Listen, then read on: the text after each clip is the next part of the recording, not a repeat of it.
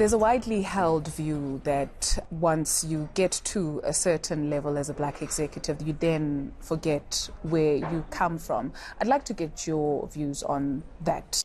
I think all of us as people, young or old, male or female, we are more centered when we know who we are and where we come from, because it informs how we put on spectacles that then informs our behavior in life. Isn't it amazing that our attitude at the beginning of the task determines both our expectation and observation? Therefore, when you come from a particular background and you are a senior black executive, you have a particular understanding and appreciation of the ladies that come from the rural areas. Take a bus at 4 every morning. Sleep on the bus so that they're in downtown Joburg to start work at 8. They finish at 5 to get home at 9, which means for the whole week, they don't see their own children.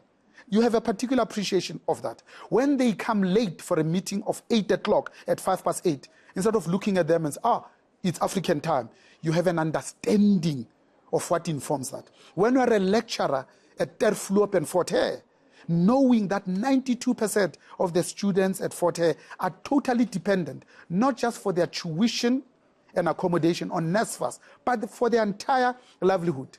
You approach them differently, you teach them differently, you relate to them differently, therefore you connect to them differently. And amazingly, the pass rate increases because you talk within their context, because every leader is a product of their context. So in the workplace, it's exactly the same. How do you motivate and inspire differently? A simple example is, imagine working for a company for 30 years. You have never seen the MD's office. But when you become a senior black MD, the first thing you do is, can I take Ntate Mazambani, the driver, so that he can walk in the MD's office, to touch the walls, to sit on my chair, and to say, if Bonang can do it, a township thug from Katlehong, surely I can.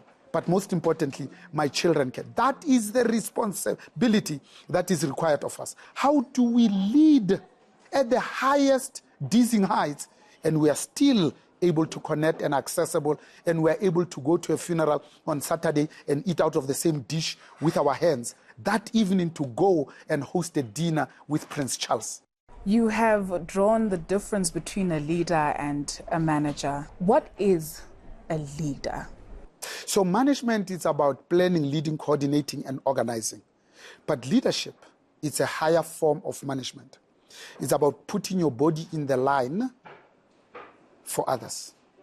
It's about recognizing that the greatest asset a company has, it's its people, not the bricks and mortar, because a company that's inappropriately located can move its headquarters, but a company that is short on people is a dead company. Therefore, the effect that the leader has on an organization is the order of 30 to 50 percentage points just by leadership on the performance of the company. If you are a good leader, your people would follow you to the cliff. Therefore, leadership, it's about talking straight. It's about extending trust. It's about finding it easy to catch your people doing the right thing, piloting, highlighting, and celebrating them publicly. It's about chastising them and coaching them in private so that they maintain their self-esteem. The Chinese talk about saving face. The Chinese will never do anything that is designed to embarrass another human being publicly. But when the door is closed, they use the African adage that says, a friend is the one that tells you when you are wrong, and still stand by your side. We spoke about the role of business and leadership. You are an anti-corruption champion. We know how you feel about that from your days of student activism right up to your presidency at the Black Management Forum and now at Business Leadership South Africa.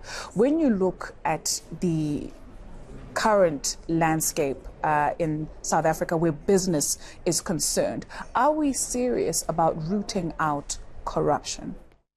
You know, you hit the nail on the head.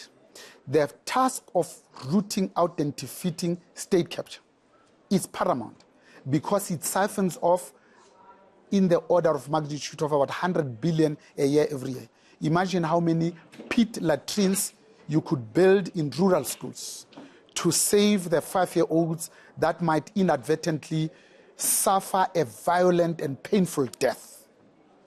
When you save 100 billion, how many hospitals? How many RDP houses? How much dignity can you give birth to black people in terms of just creating jobs?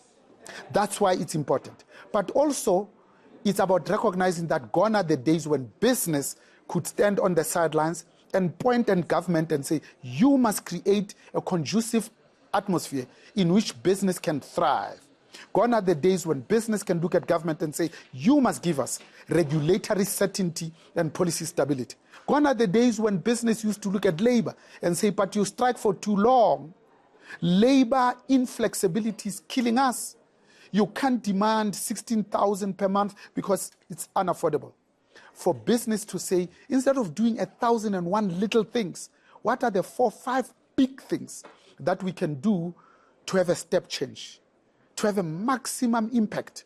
Because we have this as our last chance for the legitimacy of business. Therefore, this is the time, 24 years into democracy, for business to lead in, say, 6 areas without unpacking it. Business needs to be explicit for its support for land reform, not just expropriation without compensation. Business must lead on transformation. When business transforms, the whole of society will be transformed.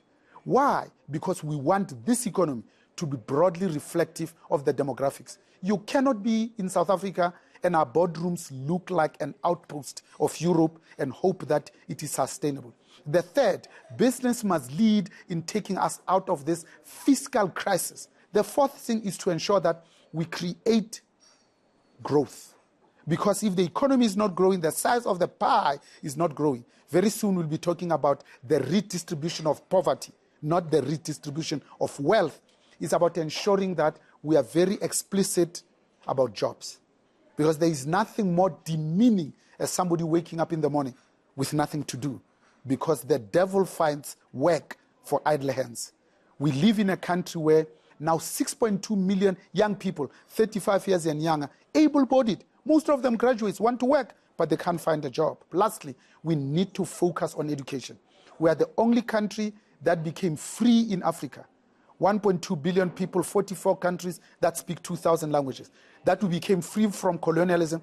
We inherited an education system. We did not improve on it, but we deteriorated.